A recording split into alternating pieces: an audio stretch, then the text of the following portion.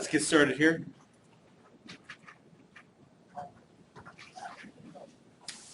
So project number 1 is due 1 week from today at class time. And test number 2, if you are looking ahead, is 3 weeks from today. So it's coming up. Are there also, unfortunately my office hours are canceled after class. However, if you do need to talk to me, I can talk to you briefly right here if needed. I will be in my office though in the afternoon if you need to still come talk to me. Are there any questions before we get started here? Okay, so we were talking about principal component analysis last time. And just to review a little bit, in case it was a long weekend.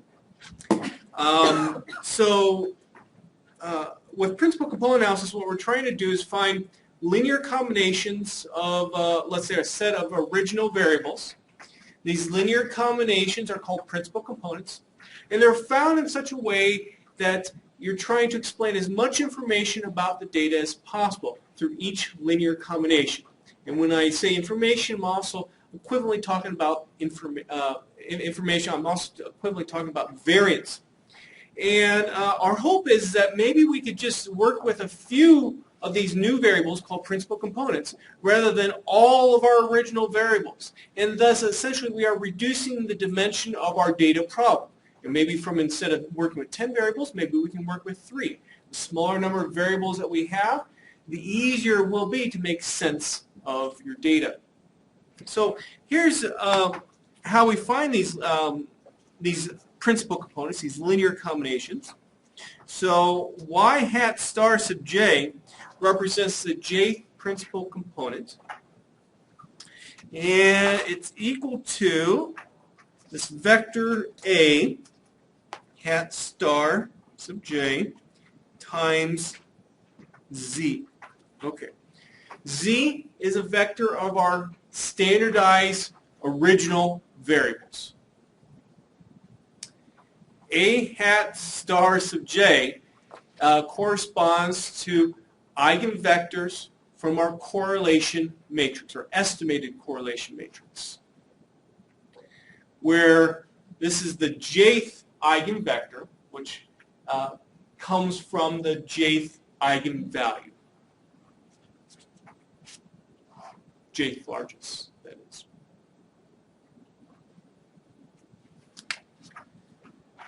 So that's our general formula. So in essence, what's happening here is you're taking, let's say, A1j hat star times your first standardized variable plus, we go all the way down to the pth component of A.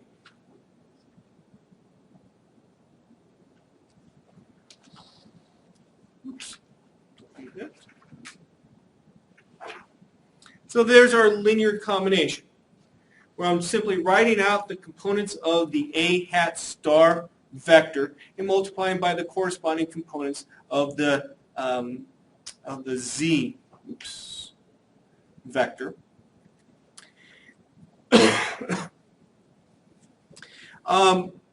Also, we can write this all out in terms of, for let's say, the rth observation. So r is equal to 1 to n. We have n different observations. And these are called the principal component scores. So for every observation, we can come up with one of these y hat star, so rj's. And j actually goes from 1 to p. So you could actually have p different principal components. Again, the hope is that you're going to have something a lot less than p that's really necessary, that you have to actually work with. Okay. So in the notes, we had just started. Discussed how we can have R do some of the calculations. So just to briefly review, there's a function R called printcomp. If we use printcomp with the serial data, this is how we can get R to do the corresponding calculations, or one way that we can have it do the corresponding calculations. So we can say formula equal tilde the 3 variables that we're interested in, sugar, fat, and sodium. Data is in serial. I'm going to use a correlation matrix, so I'm going to put a true there. You also want some principal component scores as well, so I'm going to put scores equal true. And we can summarize the information that's stored in the resulting object called pca.save through using the summary function. So I say summary pca.save, loading is equal true. In principal component analysis, typically the word loadings refers to these eigenvectors in terms of the components of the eigenvectors, because essentially the components of the eigenvectors are what's forming the linear combination with the original variables. So they're kind of loading the original variables. And then the cutoff equals 0 says I want all these loadings actually printed, no matter what their value is.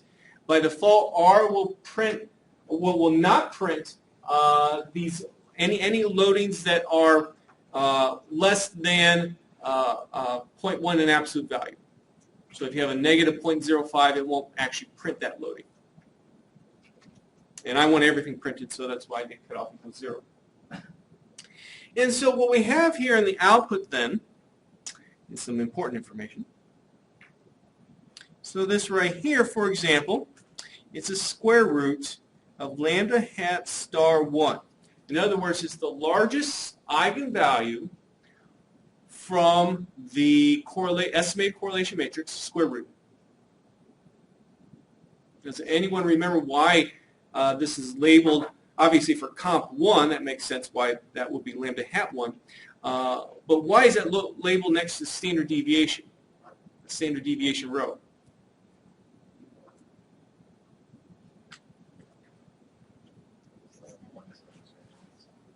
Lambda hat star 1 is the variance for the first principal component. So take the square root of it, you got the standard deviation. Then we have lambda hat star 2 square root.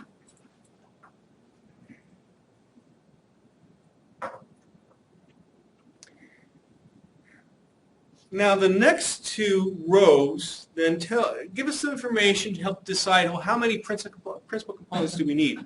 Again, our hope is that we don't need all P. If we need all P, might as well just work with the original variables. And so what we have here is information about the proportion of variance that a particular principal component takes into account, and also then the cumulative proportion. So what we have here is lambda hat star 1 divided by 3. Does anyone know why I have 3 there? Anyone remember why I have 3, I should say? I have 3 variables, but because the trace is varying. The trace of the matrix, the covariance matrix for the trace of the correlation matrix is 3. Exactly. So the trace of the correlation matrix is 3. Now, why is that important? Well, remember, the correlation matrix for the original variables is exactly the same as the correlation matrix for the standardized variables, and that's exactly the same as the covariance matrix for the standardized variables. So if you look at the diagonal elements of your covariance matrix for the standardized variables, you have variances. And so since they're standardized variables, those variances have to be equal to 1. And so one of the goals then of principal component analysis, or a way to help determine how many principal components should we have, is to look at the total variance possible. In other words, the sum of what's on those diagonal of that covariance matrix, and try to explain as much of that variation, or account for as much of that variation as possible. So the first principal component accounts for 44% of the total variation. How much variation does just one of the original standardized variables account for? What proportion of variance? Of the total variance, I should say. Each of the original standardized variables has a variance of 1. And the sum of the variances is 3. So 1/3. So notice here that first principal component is really not accounting for that much more of the total variation than if you were just to stick with your original variables to begin with. Okay? The second principal component, oops, sorry. The second principal component,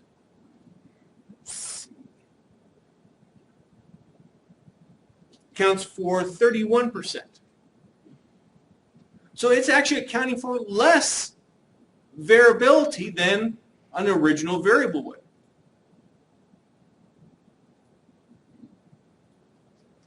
The proportion of variance then that the first three principal components take into account is this. Now I can't write today.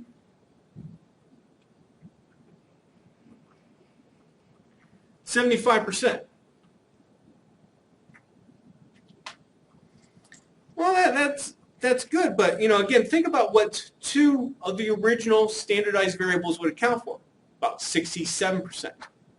So what this is telling me then is that principal component analysis is not really helping out too much here. It's doing just a little bit better than working with just the regular old original variables to begin with. So because of that, principal component analysis is probably not worthwhile for this particular problem. Now let's relate this back to something that we saw last time. Here's my correlation matrix. Notice, as we talked about, notice that these correlations are kind of close to zero. And because of that, and because of how principal component analysis works, this is an expected result that we just had from looking at all those eigenvalues and stuff. That since there's not a whole lot of correlation between our original variables, what this is saying that these original variables are distinct. And if you want to understand your data, you have to basically treat these variables separately. You need sugar, you need fat, you need sodium, because they are distinct elements of the data, and there's not any kind of strong associations between the variables.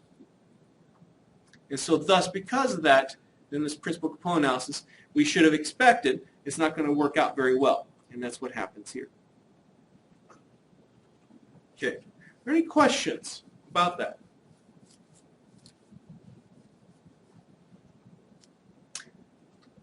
Yes? Each component still has all like sugar, fat, sodium in it. So when you, I guess, will it always have that? I've watched people say that sometimes components, well, what is principal components acts made up of, or something like that? Does that whenever it's so close to zero, you just take it out and then say, well, it's only these two variables? I think you're getting at what I'm going to be talking about next. Now, since principal component analysis is not really worthwhile for this data set, I would just simply stop there. But if one were to continue, one would want to understand, well, what does principal component number one represent? I think that's what you're getting at. So what you do then is you come down to these loadings. So for example, the first principal component can be written like this. Y hat 1 star is equal to negative 0.667 times the standardized sugar value. I'm just going to write sugar. Minus 0.588 times fat, standardized, plus 0.458 times sodium.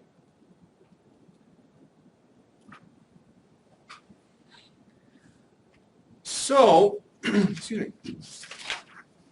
So if one were wanting then to interpret this first principal component, meaning what does it represent in terms of our original variables, what do we have here?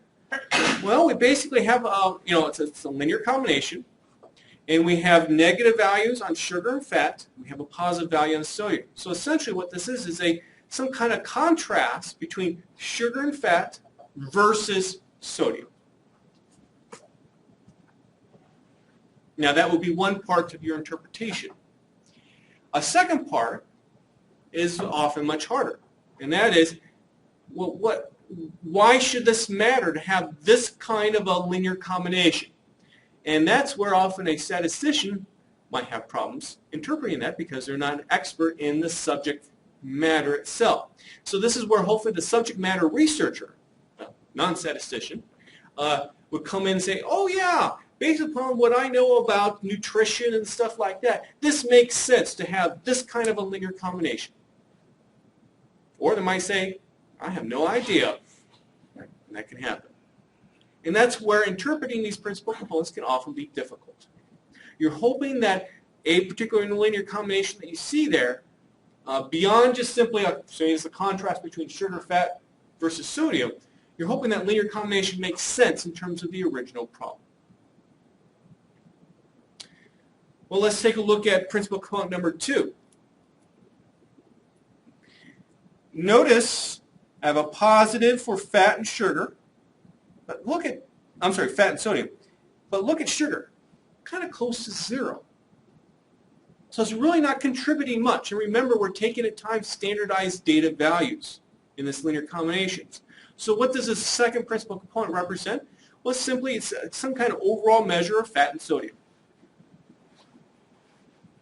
That will be the at least part of the interpretation. And again, hopefully in the context of the actual data problem itself, a subject matter researcher can come and look and say, oh yeah, that makes sense because of whatever reason, based upon their knowledge of nutrition and sugar, fat, and sodium and stuff.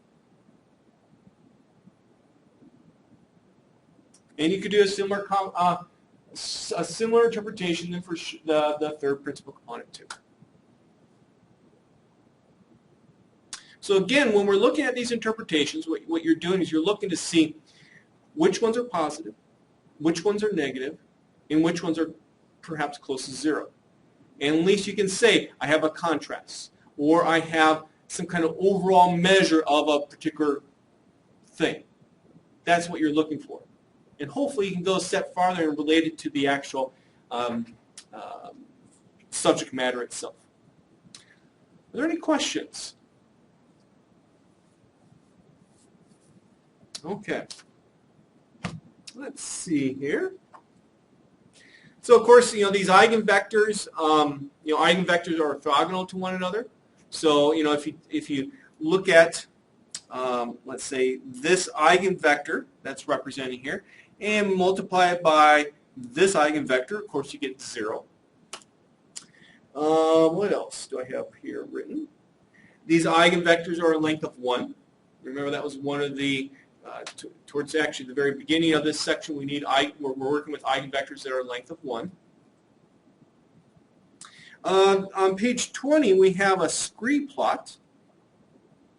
And if you remember from last time, this is one of the ways that you can help determine how many principal components that one should have. There's 3 ways. The first way is look at how many principal components are greater than 1. I'm sorry, how many of the estimated eigenvalues are greater than 1. Why? Well, remember again, an original variable has a variance of 1 when you're working with standardized data. So you would hope any principal components you have explain more information than an original variable itself. So you want for eigenvalues greater than 1. Second then, unfortunately now it's escaping me what the second one is. Oh, shoot. Cumulative proportion of Yeah. the variance. Thank you. The cumulative proportion of the variance. You're looking for it to explain, let's say, 80%, 90% of the overall variance. Once you achieve that, when you look at principal component 1, principal component 2, then you can say, okay, I'm going to stop. 2 principal components are good because it explains, let's say, 80% of the total variance. Now, there isn't one magic number out there that I can give you that you want to have always greater than 80%, or greater than 90%, or greater than 50%. I don't have a magic number out there. Obviously, the larger that percentage is, the better your principal component analysis is in terms of explaining the information about your data. Now lastly, here's a scree plot. What we're looking at with respect to a scree plot is that you're hoping to see some kind of leveling off of the eigenvalues that are plotted there, and the leveling off also occurs at 0. Perhaps I should start off by explaining what's actually plotted. So we have this, first of all, to do the plot, simply use the plot function, put in your component from print comp, say type equal lines, meaning you want lines plotted to connect some dots, and you can put a nice little title on your plot. On the y-axis here we have variances. This represents lambda hat star sub j. So in other words, the estimated eigenvalues from the correlation matrix. Be very careful here when you look at that plot. Notice where it ends, 0.8 for this particular plot. But of course these estimated eigenvalues can go all the way down to 0. So this can be a little bit misleading the way that this plot was drawn by default. Then what we have here is essentially j. So we have j equal 1, j equal 2, j equal 3. So the first eigenvalue was about a little bit greater than 1.3. The second eigenvalue was about 0.93 and so on. And what you're doing here again is you're looking for a leveling off in those eigenvalues. And this leveling off hopefully occurs around 0. And once you see that leveling off, it says, okay, I don't need any other principal components represented by eigenvalues that are, let's say, to the right on the plot, and you stop. In this case, though, we don't really see that. And so again, this is another sign that, yeah, this principal component analysis is probably not going to be very helpful to us. Okay. Let's talk about the PC scores. So the principal component scores. Again, something I mentioned at the beginning of class. What that means then is I want to find this for every single observation and for every single principal component. So the way to obtain these principal components, scores, there's two ways. Let me actually get some code running here so I can show you some additional things.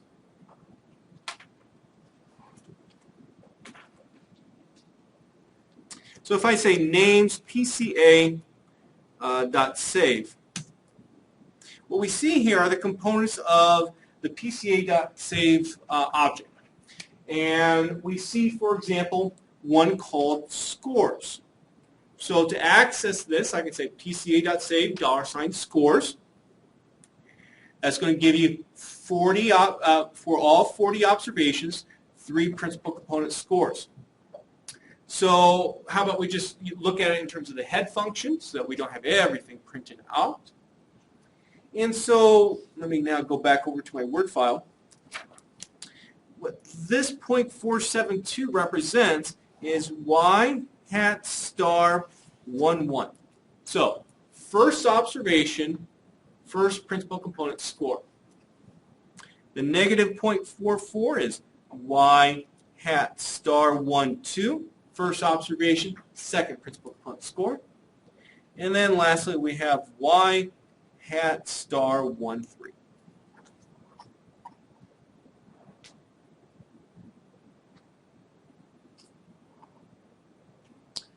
So these scores are simply calculated for you. Here's another way you can get the scores. You can use the predict function. The predict function is a function, I think you have seen this before, it's a function commonly used to, for example, when you're working with, let's say, regression models. If you want to predict y hat from a regular old normal linear regression model, you can use the predict function to give that to you. Well, since we're kind of doing the same thing here, to some respect, we're forming a linear combination of variables, we can use the predict function with PCA.save and get exactly the same output. Okay. Well, let's just verify that R is doing these calculations correctly. Let's actually look at how we would do these calculations by hand, you could say. Please make sure that you put a little hat on top of the Y. That same thing occurs, my same mistake occurs on page 22 as well at the top. I forgot my hats on top of the Y's.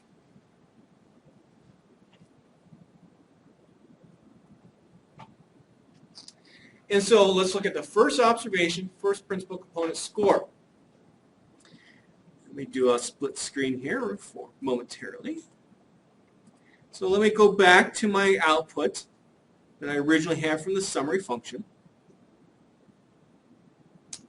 So here's my summary of PCA.save. We see the first loading is negative 0.667. So I'm going to put negative 0.667, and actually if you look at it a little bit closer, you'll notice that there's a 1 there as well. And then I take it times, well, what's my standardized value for the first observation, first variable?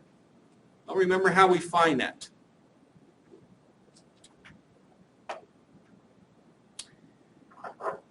Where did I put that? There we go. So remember to find standardized values. The easiest way to do that is to use the scale function. So I say scale with my sugar, fat, and sodium values in my serial data set. I put in an object called Z. And then if I want to, let's say, just extract for the first observation, I say let's look at row 1 of Z. I put that in an object called Z1. And let's print it off. And so there's 0.45284, which goes right here. Next, I go to the second component, negative 0.5879. See that right there? Take it times then the standardized value for the second variable. I do a similar thing now for the third variable as well. And I get 0.4661. So, did R do the calculations right?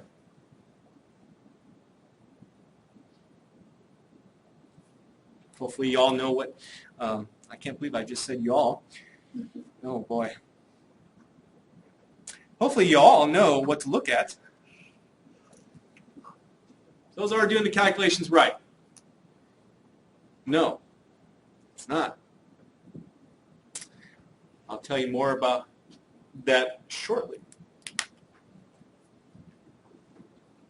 Well, how would I actually, let's say, do these calculations here, not necessarily by hand, but with the help of R, and actually do the matrix multiplication? Well, what I can do is I can go to the loadings component of PCA.save. Just show you that. So those are all the, you see all the loadings there. And if I just say I want column 1, this is what we get.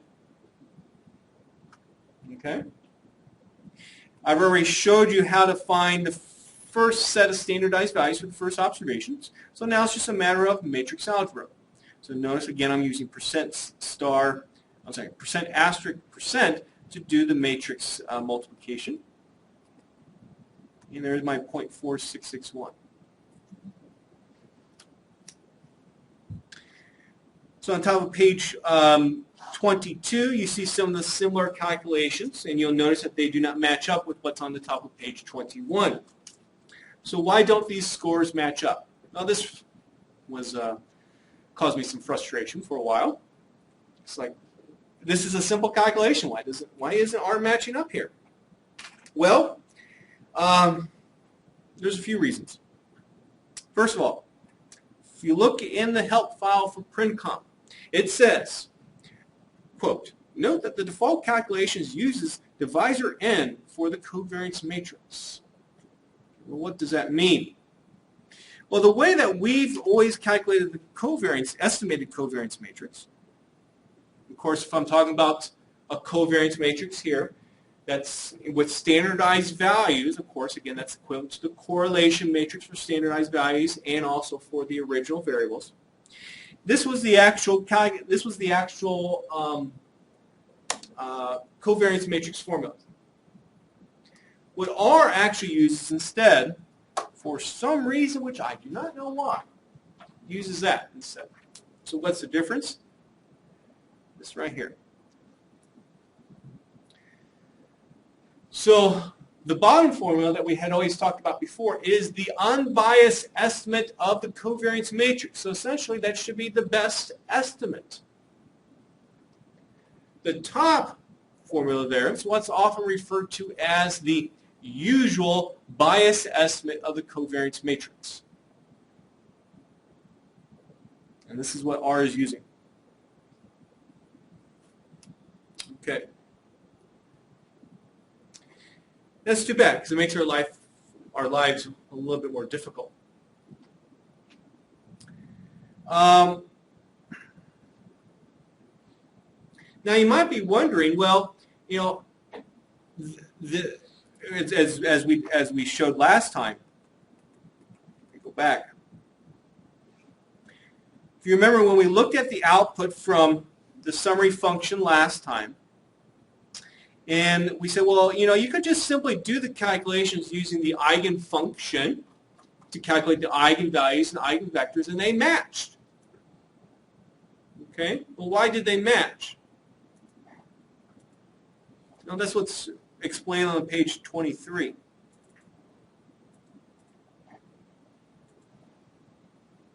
Eventually, I'll get back there. Okay. So when we specify, you know, use the correlation matrix.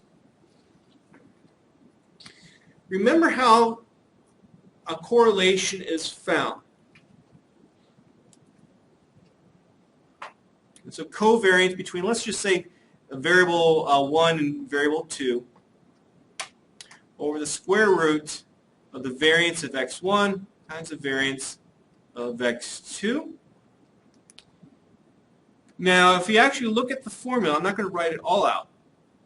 You're going to have in terms of how we've been doing it, we have 1 over n minus 1 times the sum of some stuff up there. And it's not a statistical term, some stuff, but it works here very well to use that. And then we divide by 1 over the square root of 1 over n minus 1 times the sum of some stuff times the square root of 1 over n minus 1 times the sum of some stuff. What role does the 1 over n minus 1 end up playing?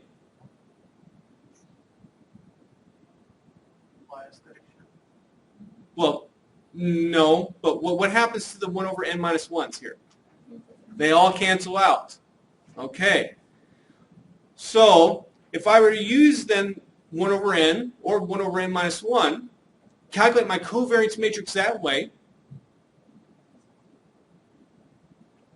or my correlation matrix, I should say, it's not going to matter.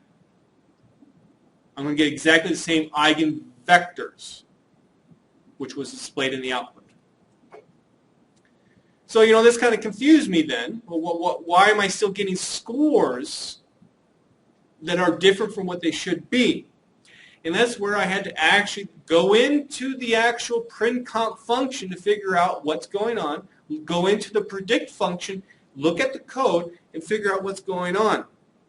And what you will notice is when they find the scores, how they find the standardized values that they use in the scores is the key part. They use the scale function to find the standardized values, but they specify when they do this a 1 over n. You're not responsible for the details of actually going into the function. You can if you want and look at it and see this. But essentially, the only place where it matters for us is these scores. Because when they find the standardized values, in other words, again, when they're finding this right here, they're using the bias variance then, when they're finding the standardized values. Okay.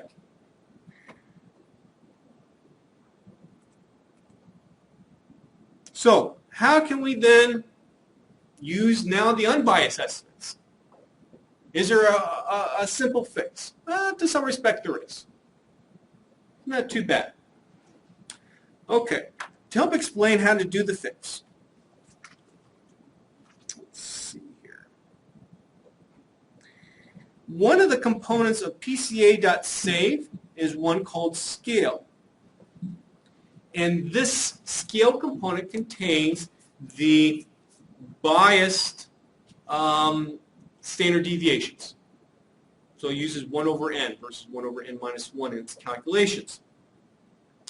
And if you look closer at the predict function itself, what the predict function does, it actually uses this information there to help do its calculations. So if we could simply, to do some of its calculations, I should clarify that. So if we could simply replace what's in the scale component with the unbiased estimates, we can get this all to work out. So this is how we can do it. I'm going to go kind of do a longer way to do it first, and then you'll see a little bit simpler way to do it second. So I'm going to, so I don't write over what's already in PCA.save, I'm going to create a new object called PCA.save2. Okay? Then, hopefully you remember seeing this function in the past in this course. We're going to use the apply function to calculate the unbiased standard deviations. So we use the apply function in the data distributions and correlation section. And simply just to review how the apply function works, I can apply a particular function in R to any particular column or all columns of a matrix, or I can apply it to all rows of a matrix. So in this particular case, I'm going to extract out columns 8 through 10 of the serial data set.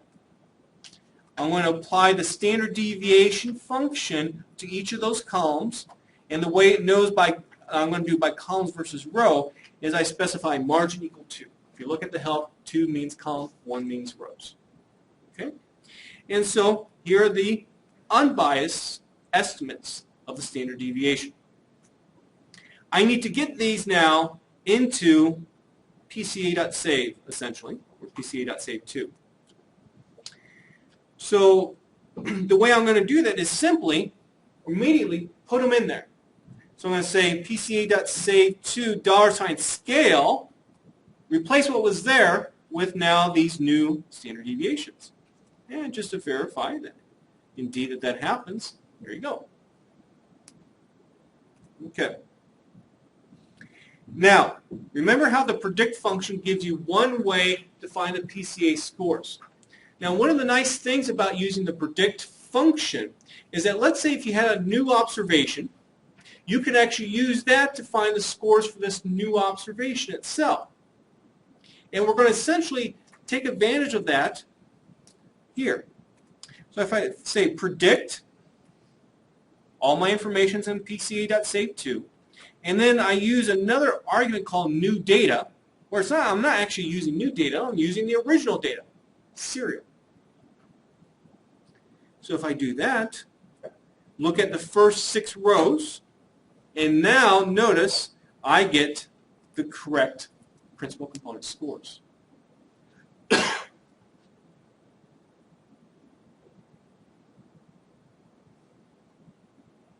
Okay.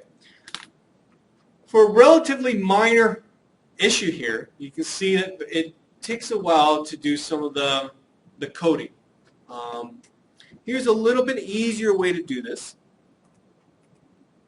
Just simply, with PCA.save, the $scale, immediately put the results from apply in there, and then use the predict function. Okay?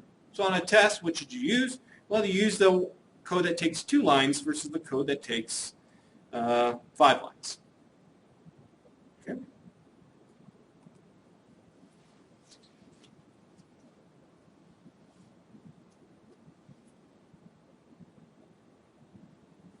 Now you might be wondering, hopefully you are, well, why couldn't I just simply have done this? Because after all, I am after my original data to begin with. And I had showed you at the very beginning of page 21 that there was no new data argument needed to get the scores. Well, when R sees this, and this is you can see this by actually looking at the code. When R sees something like this, and you don't specify new data, the predict function will immediately go to PCA.save $scores to pull out the scores that were already calculated. It won't actually go through the matrix algebra. The only way that you can force R to go through the matrix algebra is by actually saying the new data argument. Okay. Any questions? Again, it's a little bit more complicated than what it needs to be, but this is the way to do it. I have to admit, I was disappointed and also frustrated when I saw how PrintComp was doing its calculations.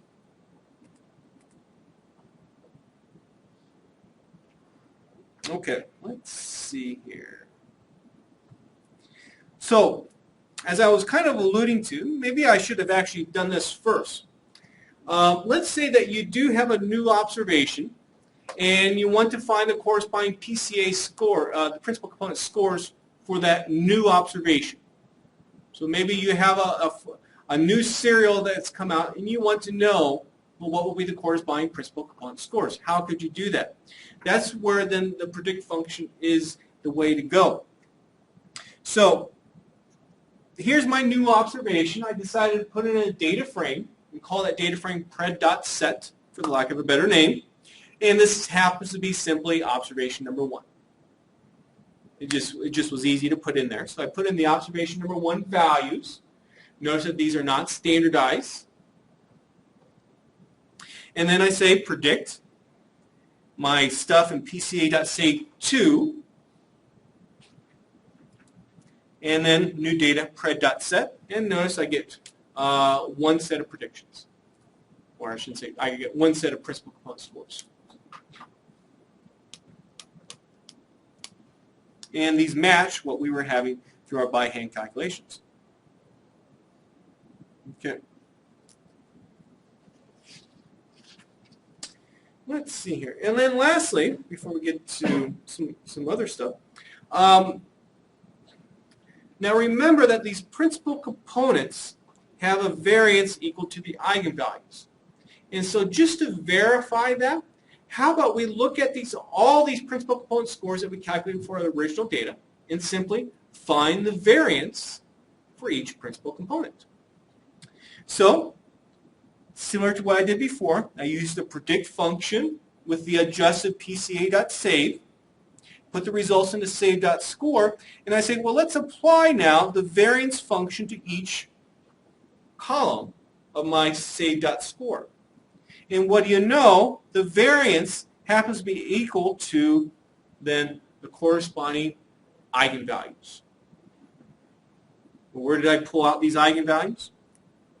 Well, one component of PCA.save happens to be called SDEV, for standard deviation. That's the square root of the lambda hat stars.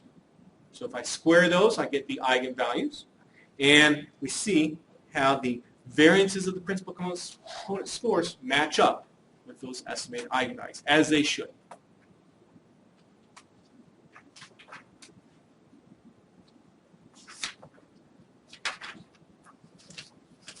Okay. Hey, yeah. Sometimes the subject matter scientists would like the principal component scores to have the same directionality as the data, like high values of the raw data produce high values of the first principal component. Yeah, well, remember, is there something wrong with multiplying everything by -1 and just flipping the whole? There's nothing wrong with that.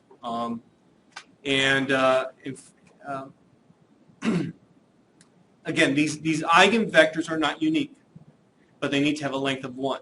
And so if you multiply the eigenvectors by -1, you could get exactly what you want. And there's nothing wrong with doing that. Obviously, though, in any kind of write-up, you need to be clear about what you've done.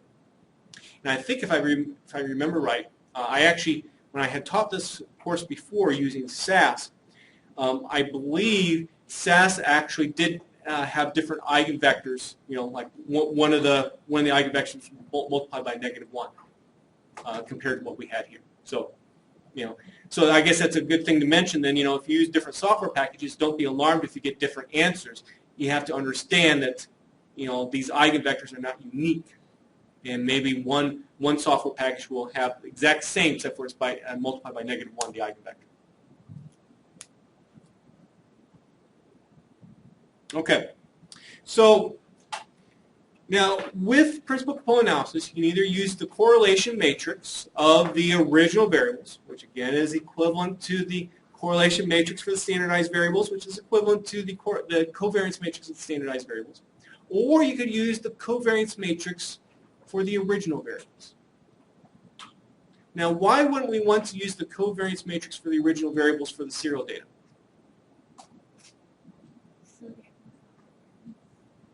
I'm sorry, what? Why we don't want to use the covariance matrix for the serial data, the original variables? Exactly. So we can see here, sodium has a huge amount of variability in comparison to the others. And remember, and we had a discussion about this last time, remember how principal components approaches the problem is looking for a linear combination of your original variables that maximizes the total amount of variance accounted for. So let's look at all these variances here. I could simply choose a linear combination of sugar, fat, and sodium that basically puts a weight of, let's say, 1 on sodium and 0 on sugar and fat.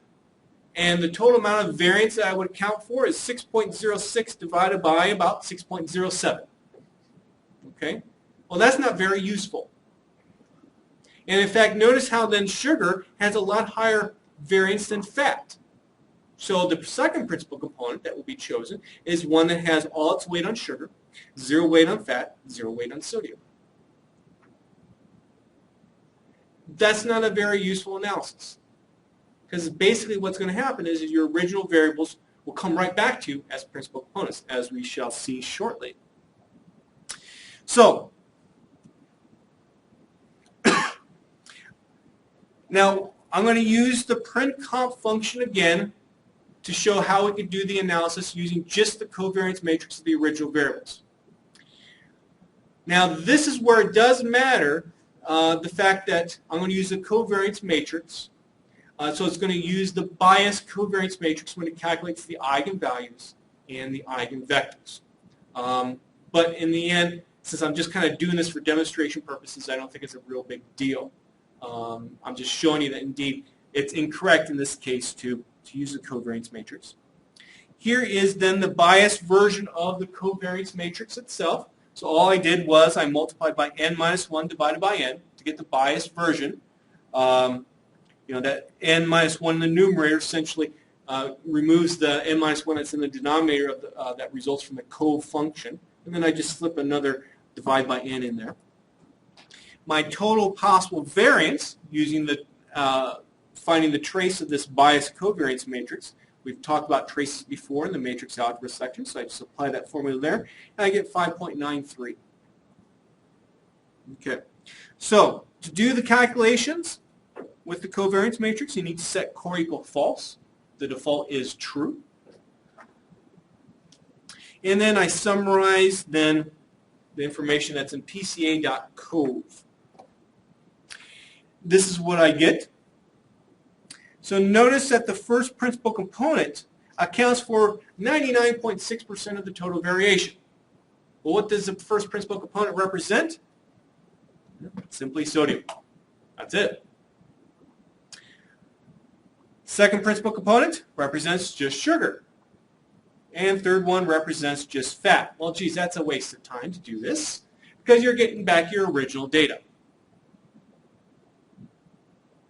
But this is good to point this out, and the reason why I went through this demonstration was to show you that, if you're not paying attention to what you're doing, and if you're just using the covariance matrix here without accounting for the fact that these variables could have different amounts of variability, you can get back just simply your original data, which is, I don't think, the purpose of any kind of principal component analysis. Or you could, let's say, blindly think, well, geez, my first principal component does such a good job, that's all I need. Well, all it is giving you sodium back. Okay.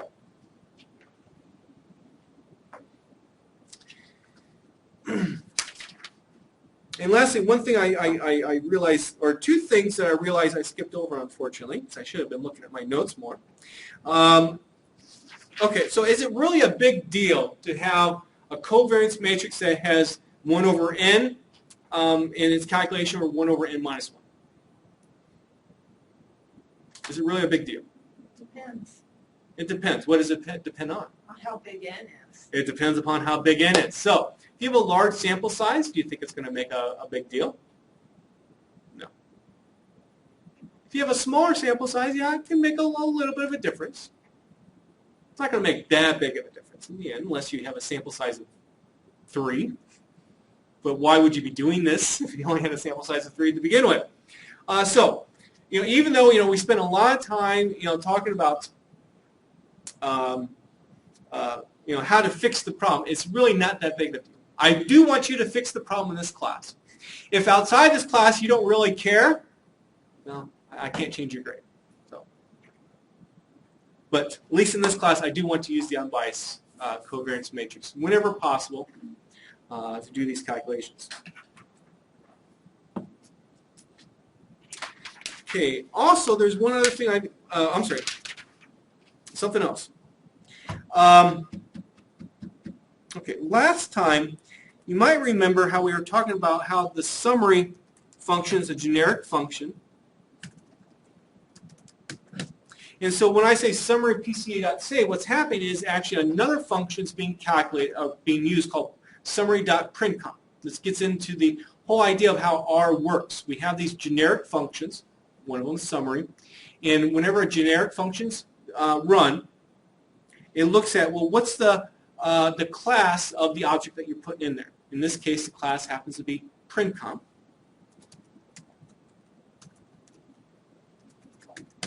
And so when R realizes that, it says, okay, I'm going to go find a function called summary.printcomp and actually run that function. So last time I said summary.printcomp, and I tried to do the same thing, and I got an error message. Now, one way to find a function in R is to use the function called getAnywhere. So I say getAnywhere.summary.printcomp. Unfortunately, there are certain functions that are hidden in R because normally a person wouldn't call them directly, except for demonstration purposes, like in a class setting like this. And so to actually see if there is a function out there called summary.printcomp, I can say getAnywhere, and indeed the function comes up. Now, why didn't it work then when I did this? Because this function is there. Well, I'm not for sure exactly why doing this kind of a call did not work. And I don't know how this has happened, but the authors have somehow hidden it in a way that you cannot call it directly. I have not seen that before. But there is still a way that you can get at that function and use it directly. And here's the code. The function summary.printcomp lies in the stats package. And so if I say stats : weird syntax, summary.printcomp, what that does, it forces R to look in the stats package and actually pull out the function itself. So you see that there. And then if I say save, or what did I call it? PCA.save. Now I can execute it. Odd syntax, but this is how you could do it. Will you ever need to do this usually in the application? No. It's more, I'm showing you this here to help you learn how R is organized. Any questions about that? Okay. And then there was something that we did skip on page 14 that I wanted to go back to. I'm sorry to be doing that.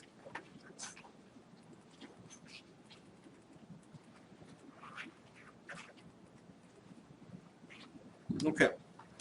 As we saw, these eigenvectors, again, the components are often called loadings. They're very important for interpreting a principal component, what they represent. And so we've already talked about this first paragraph here, where you can look at the loadings. If they're close to 0, then that says a particular original variable does not have much of an effect on what the principal component is. If it's if it's away from 0, if it's positive, or if it's negative, then it says it has a different kind of effect. Sometimes, though, so that's within one we were looking at in terms of, let's look at the first principal component, let's look at then the loadings. Sometimes, though, people like to make comparisons of loadings across the different eigenvectors. In other words, across the different principal components. The problem with doing that is that principal component number 1 accounts for a lot more variability than principal component number 2.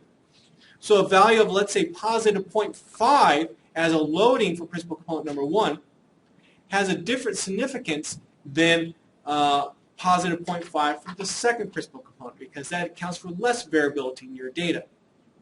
So to help adjust for that, so that you can make, let's say, good comparisons between the different principal components, what people will often do is rescale these eigenvectors. Rescale them based upon what the eigenvalues are. That makes sense because the eigenvalues represent the variances for the principal components. And then they interpret then what are called then the component loading vectors and compare them from one principal component to the next. Some people do that. I never have found a use for that, to be honest, but some people do that. Also, interesting result comes about from doing this, a little rescaling. The correlation between, let's say, the ith original standardized variable with the jth component, principal component is essentially this rescaled value. That's the correlation. I go through a proof of that I would like you to take a look at on your own. Okay. Now we can get back to where we left off, page 27. Are there any questions? Yes? So there are like a number of components in the same like for significant number of variables in one component. I mean, for example, you have two components in this example. Then in component one, you have two significant variables. Right? It should be the same or not? I'm sorry. Could you please restate your question? Because I'm not for sure when you're talking about significant variables. What's the relation between the number of components you use in the example and also in the number of how many significant variables in one component?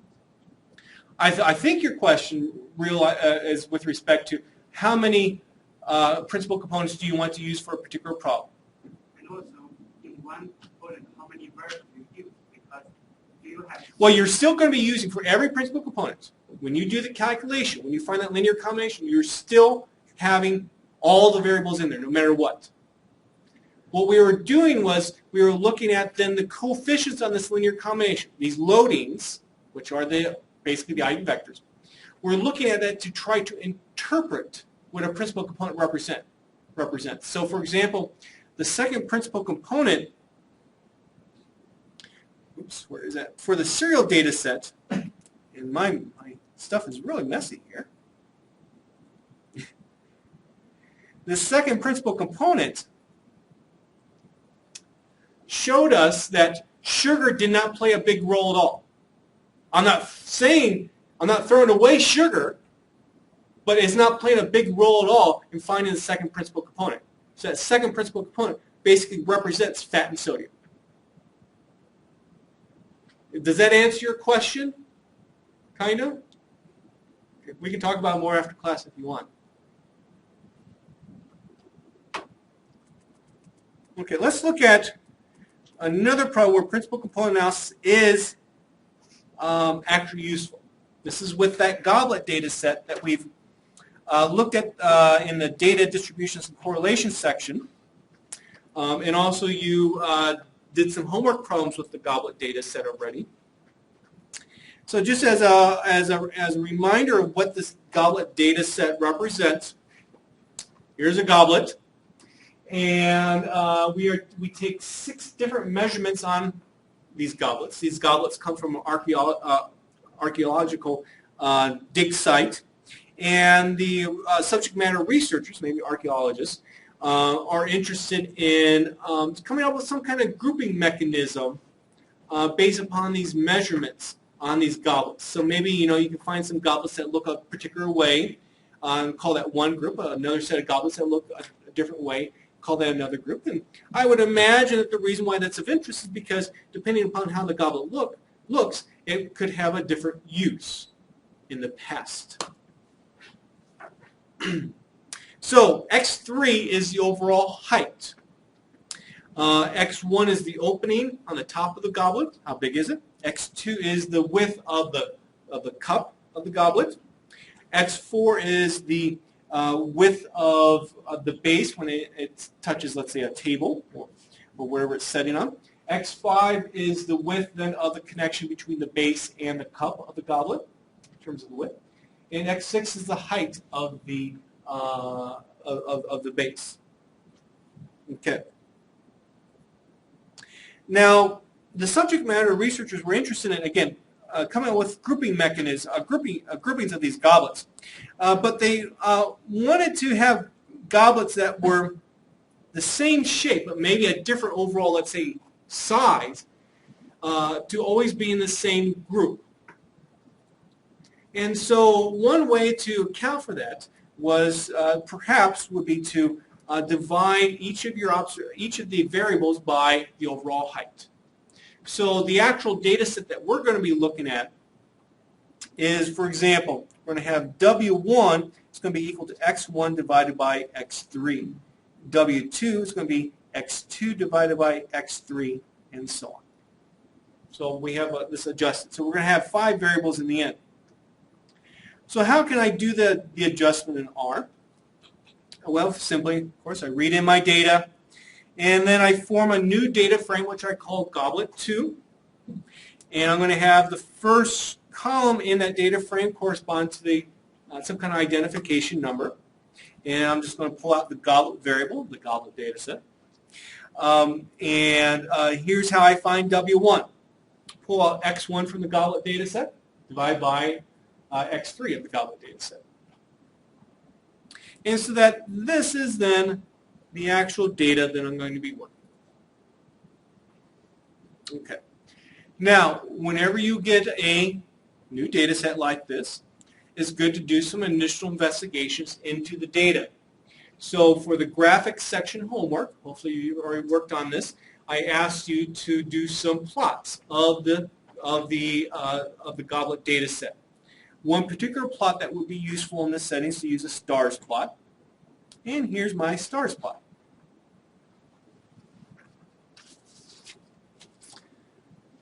Okay.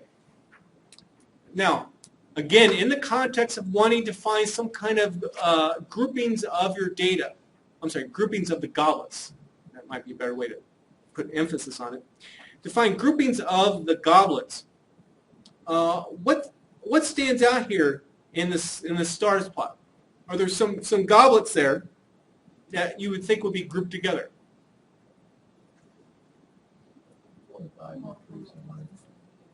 4 and 5, definitely. Maybe with 17 as well. Okay. Oh, let's not do yellow. Come on. Purple. Excuse me? 23 and 24. Yeah. Notice how they have a big W1 and W2s. That corresponds to the cup, the top of the goblet, but they seem to have relatively smaller bottoms. Don't really necessarily see any other ones like that.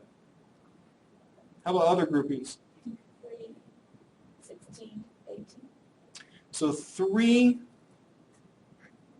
16, maybe 18. You know, I'm a little bit concerned with that part there. We'll go ahead and put it there. One that I see, how about 20 and 25? Maybe with 11. Let's see. Yeah? 7. Yeah. So anyway, so we see some stuff that pop out to us in the stars plot. So that's good. Hopefully then in the principal component analysis we'll see some stuff like that, and in fact we will. That's why I went through this process. And we'll see how it's represented in terms of principal components. Now another useful plot then to do in this situation is the parallel coordinates plot. Do note that I was a little sloppy in my syntax here, and I should have wrote in those particular words. And there's a variety of different ways that you could do the parallel coordinates plot in this situation. What I actually did was I used those interactive parallel coordinates plots where you could brush, if you remember doing the brushing, where you could brush some of the lines so you could see maybe particular trends that pop out. I did that first, and I saw some interesting trends that pop out, so I decided to show those trends using simply the par chord function itself. It's not in the interactive plots package.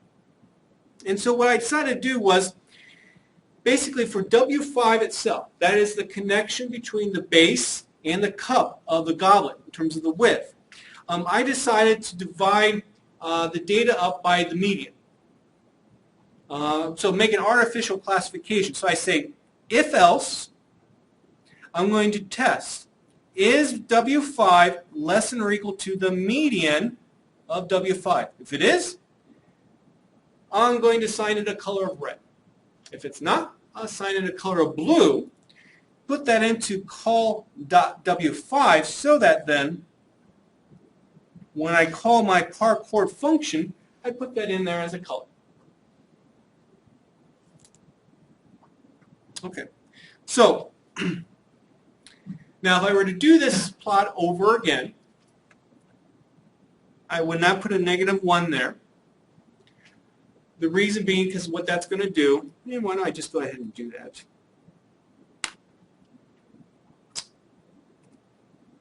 Let's see. Do that. There we go.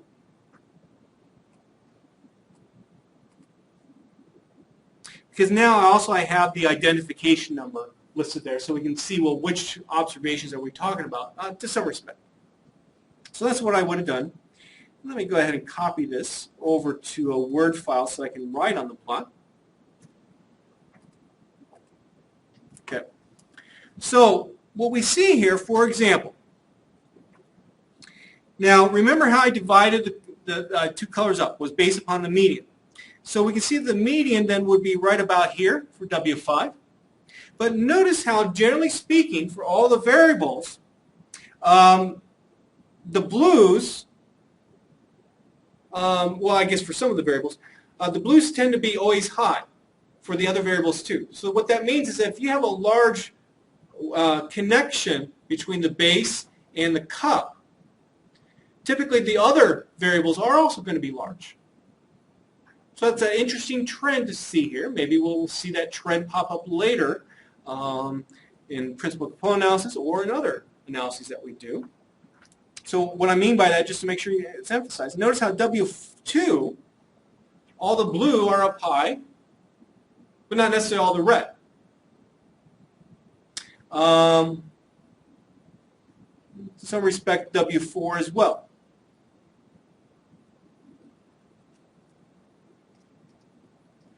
So again, I didn't necessarily see that immediately the first plot I did. I used a few different plots to see those kinds of trends. Let's look at some other stuff too. Notice here, I have some larger W1 values. And if I look across here, I have a large W2 value. They end up being large W4 values. They end up being somewhat large W5 values and also W6 values too. Okay. So what that means is I have some goblets that seem to be large overall for all the variables. And if we're thinking about grouping similar goblets together, that's an important finding. Well, what observations are these? Well, let's take a look at the ID here. So this would be 1, 2, 3, 4, 5. Let's go back to the stars plot. Remember that 4 and 5 that immediately popped out to us as kind of big? Well, that's what we see in the parallel coordinates plot too. It's just we're seeing it in a different way. Any questions about that? Okay. Let's see now.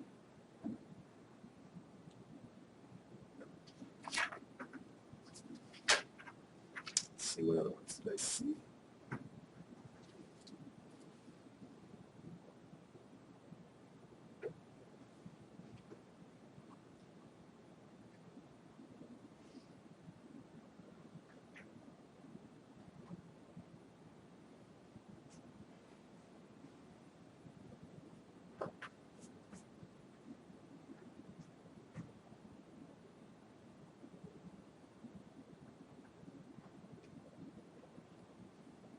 Well, what you see here, for example, take a look at those points there.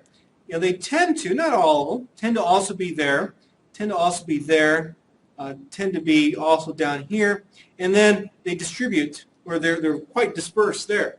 But what we see here is that we have a set of observations that tend to always have smaller W1, W2, W4, and W5 values, but not necessarily W6.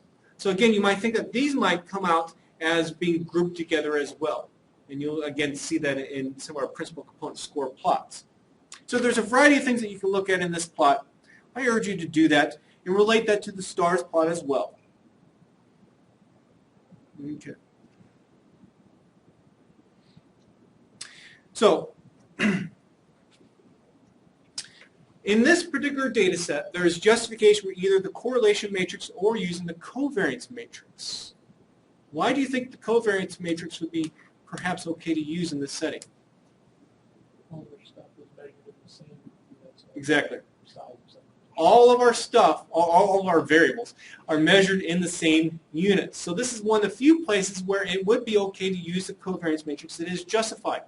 But just realize, and we will actually use the covariance matrix later, just realize that some variables might play a bigger role than other variables because their variances are not the same. If you actually look at the covariance matrix, the variances are not the same.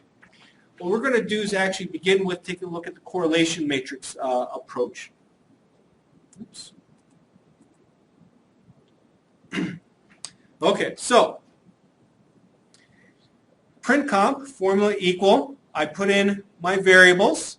Here's my goblet 2 data set. I'm going to use the correlation matrix, and I don't want to calculate scores because we're going to calculate scores that other way that I had shown you before.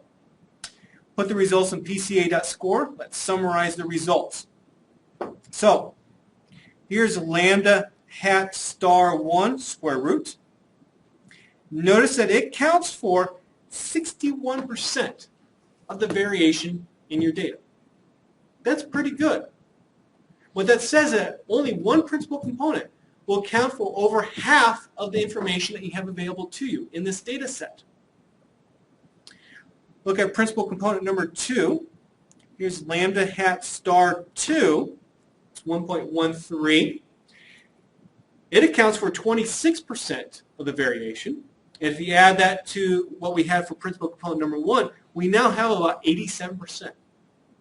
So we had 5 variables to begin with.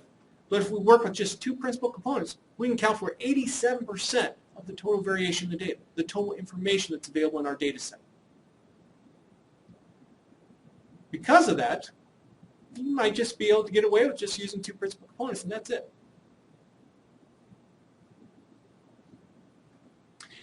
If you wanted a little bit more, if you went to the 3rd principal component, you get up to 95%. And definitely not 3 principal components will be enough.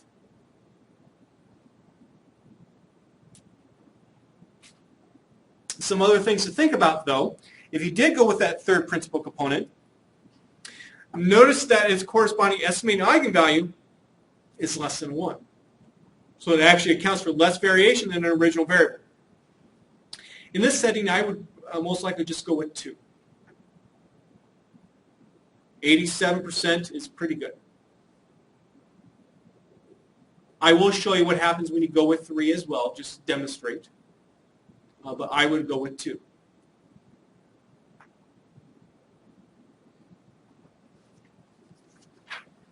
And I did not actually produce the scree plot, but you can imagine what the scree plot would look like.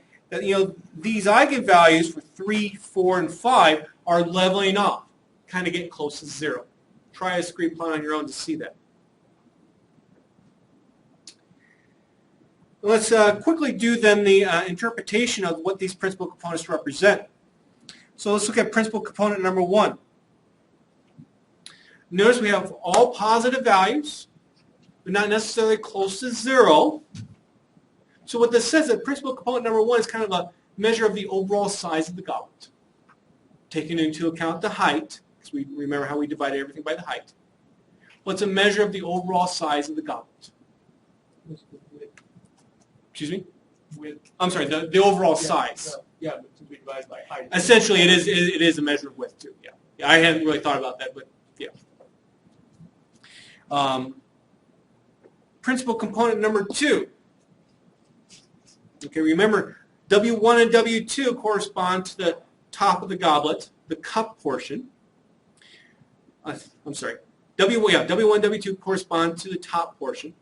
W4 and W6 correspond to the bottom. Notice how W5 is essentially very close to 0. So what we're doing is contrasting the cup, the top of the goblet, to two of the measurements in the base. That's how you interpret principal component number 2. Hopefully, again, to an archaeologist or whomever collected this data, that would make sense to them. Like, oh yeah, that makes, that corresponds to the uses of goblets.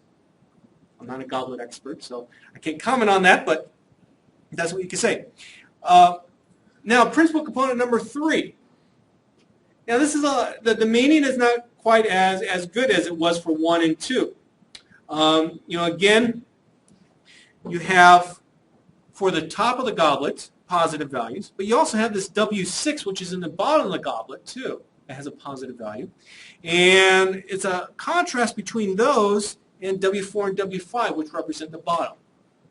So you can say it's a contrast between W1, W2, W6 versus W4 and W5, but that's probably as far as you can go, unless you were a goblet expert and you knew why that made sense.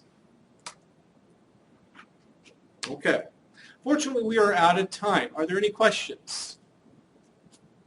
Okay, that's it for today.